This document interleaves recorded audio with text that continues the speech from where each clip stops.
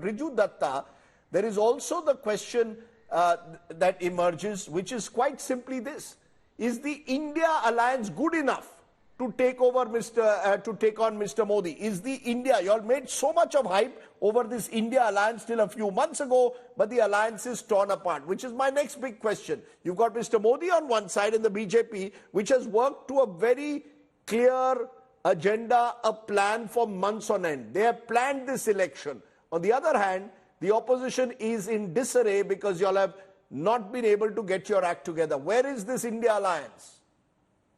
Maybe on paper it looks like the India alliance is in disarray, but let me tell you what Mamata Banerjee told in one of the India meetings that happened in Delhi.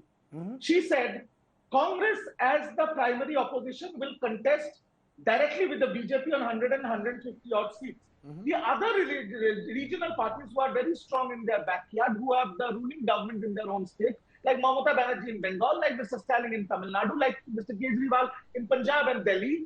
If we win our own bastions, then if you see the numbers, collectively the opposition parties have more number than the NDA. All we have to do is we have to all fight our own ground. We have to defeat BJP.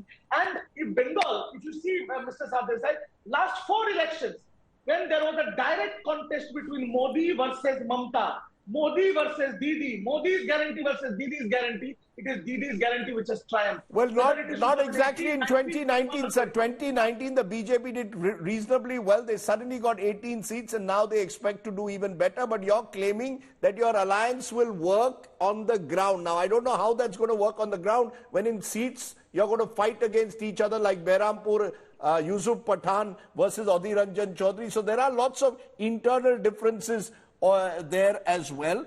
I want to turn to you there in a moment, Krishank Mane, because another question is, will Mr. Modi's South push work?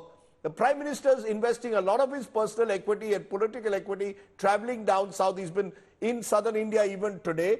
The BJP won only 29 out of 130 seats in the south in 2019. Do you expect that to change dramatically, Krishank Mane? Do you accept that the BJP is now slowly building itself in the south?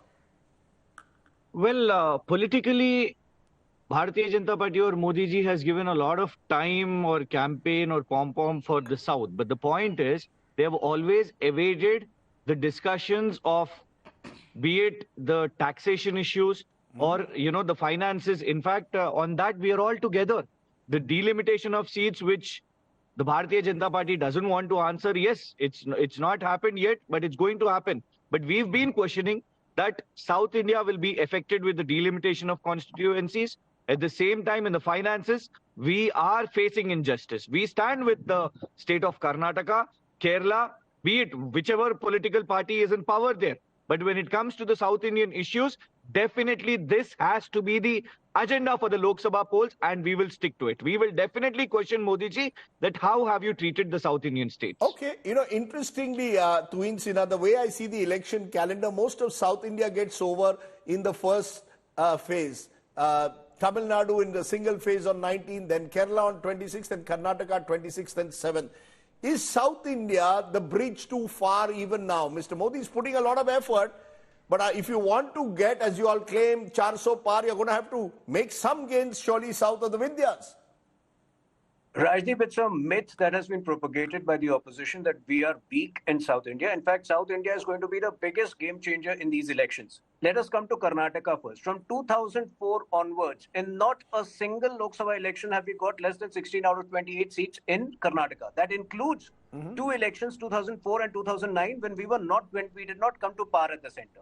So in Karnataka, it's going to be a complete sweep this time, at least 25 to 26 seats. Now let us come to Tamil Nadu. Annamalai's Yatra has been a huge game changer. We have decimated the propaganda of Dravidian politics, which is visible. This decimation is very visible on the ground. We are going to get at least 6 to 6 seats and possibly higher than that in Tamil Nadu, which is possibly going to throw the biggest surprise these elections.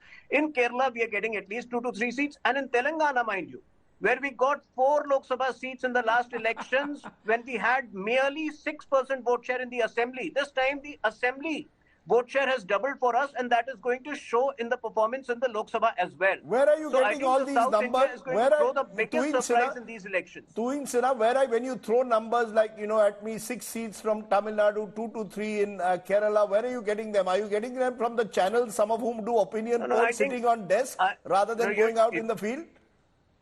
No, I don't go on the field, but obviously there are a lot of reporters who go on the field and who have been putting out opinion polls. Besides, we have our own monitoring mechanism in place. Okay, so y'all are confident that You know, you the will. entire joke, might So y'all are of confident Dravidian that politics, y'all are the confident entire you will. facade of the Yes. entire facade of Dravidian politics has begun to crumble. DMK is in a complete mess, and which will be visible in the result when it comes out. Okay. Can I for a moment though, therefore look at what I call the battleground states? And Shama Mohammed, I'll come to you also, Ms. Mathur, in a moment. Which are the battleground states? Now, Maharashtra is going to polls in 5 phases, Uttar Pradesh in 7, Bihar in 7, and Bengal in 7. If I add up the seats in these 4 states alone, they come to more than 200 seats. And many believe that these are the 4 battleground states of 2024. And the general belief is Uttar Pradesh is the BJP's, Bihar, Bengal and Maharashtra are the tough states. Would you agree with that? Maharashtra in particular is where you will need to make some gains, because I'm trying to understand. Everyone talks BJP 400 par. I want to know, how will Congress cross 100? To cross 100, you will have to start making gains somewhere. Which are the states, ma'am, that y'all can actually make gains, you believe, in 2024? So Rajdeep, before I come to that, I found whatever Tuhin said laughable in the south, especially Tamil Nadu, where they will not have a single seat. Kerala, not a single seat. Karnataka, he says they're going to win 25. Again, rubbish. So Telangana, we are going to be, so Telangana and Karnataka, we will be doing very well compared to, because last time we had just 1 seat in Karnataka, and Telangana also will do very well. We will do very well, we'll do much better in Bihar, in Maharashtra, in Chhattisgarh. So these states we will do well, and Madhya Pradesh as well as Rajasthan, because last time in Rajasthan we did not get a single seat. So ma'am, you just lost the assembly election. Ma'am, you just lost the assembly elections badly in Madhya Pradesh, and you lost in Rajasthan. What has changed, you believe, in 3 months? So in 2019, if you recall, the Bharatiya Janata Party lost the assembly election in Rajasthan and Madhya Pradesh. If you recall, Rajdeep, you're a senior journalist. So definitely there is, it doesn't mean if you lose the assembly elections, you cannot win now. Of course, there is a change at the ground level. There are certain equations at that point of time and arithmetics which cause these issues, and we know what it is. We have worked on that, and you are going to see a change out there. But very important point I want to say about this election. You were talking about the faces. Now, they want one election, one nation. They want all the elections, where the assembly and the general elections together. I want to ask Tuhin today, why then 7 faces? I mean, I'm shocked. What is happening in this country? Maharashtra, 5 faces for what? So that means security. They say we have become a safer place, terrorism has gone down, internal security is good. Then why are we having these number of faces? And when you want to go to one nation, one poll, you are getting more and more faces. I think, if I'm not wrong, in 2009 we had only 4 faces. Can I just stop you? No, can I just stop you, ma'am? So we are able to conduct a better election than them. You make a good point. In fact, Maharashtra was 2 phases at that time. It became 4 phases only last time. Now it's been brought to 5.